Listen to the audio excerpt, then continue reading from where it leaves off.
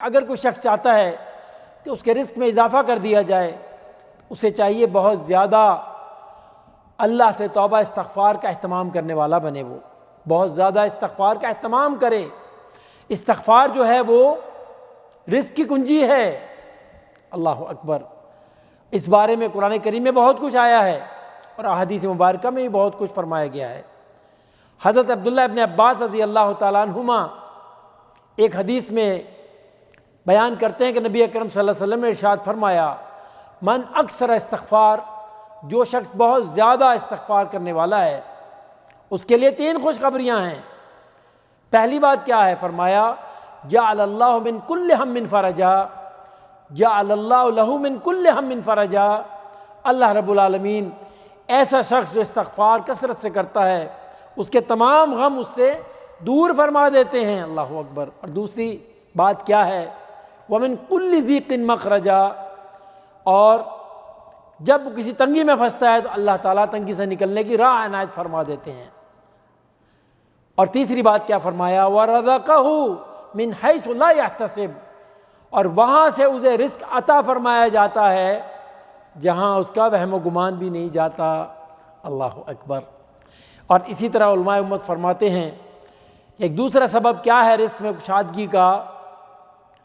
وہ یہ ہے کہ آدمی تقوی اختیار کرے، متقی بن جائے۔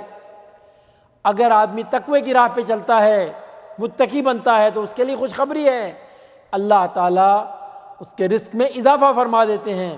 تقوی وہ بھی رزق کی کنجی ہے۔ قرآن کریم میں بے شمار مقامات پر اس بات کو بیان کیا گیا ہے اور احادیث مبارکہ میں بھی نبی اکرم صلی اللہ علیہ وسلم نے اس بات کو بیان فرمایا۔ اور اسی طریقے سے ایک تیسری بات وہ یہ ہے کہ جو شخص چاہتا ہے، خواہش رکھتا ہے، تمنا رکھتا ہے اس بات کی، رغبت رکھتا ہے کہ اللہ رب العالمین اس کے رزق میں اضافہ فرما دیں، اس کے رزق میں کشادگی پیدا ہو جائے، تو کیا کرے؟ اپنے آپ کو اللہ رب العالمین کے لیے فارغ کر لے۔ کیا مطلب؟ کام کاج چھوڑ دے، مسجد میں بیٹھا رہے، نمازیں پڑھتا رہے، قرآن پڑھتا رہے، ایسی بات نہیں ہے۔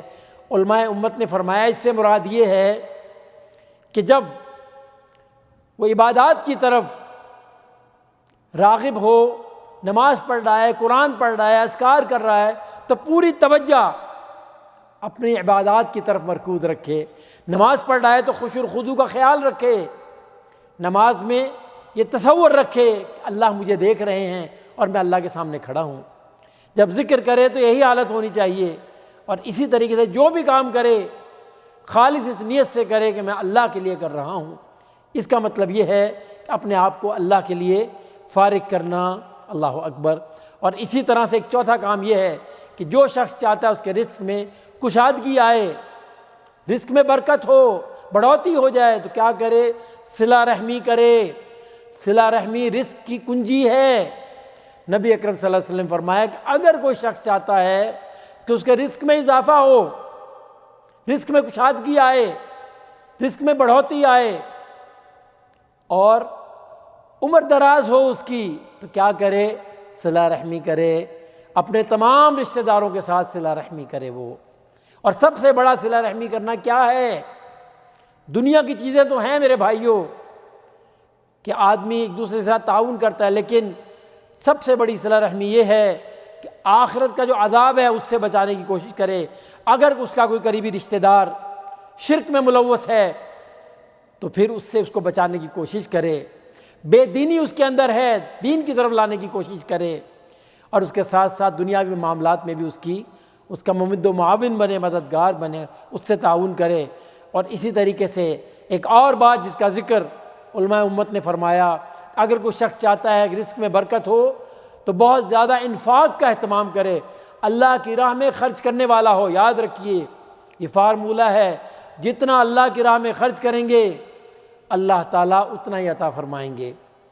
1 کے بدلے 7 ہے، 1 کے بدلے 70، 1 کے بدلے 700، اس سے بھی زیادہ یہ اللہ کا وعدہ ہے، اور اس کی گارنٹی نبی اکرم صلی اللہ علیہ وسلم نے احادیث مبارکہ میں دی ہیں۔ اللہ رب العالمین کی بارگاہ میں دعا ہے جو صحیح بات بیان کی گئی اس پہ عمل کی توفیق عطا فرمائے۔ وآخر دعوانا ان الحمد للہ رب العالمین۔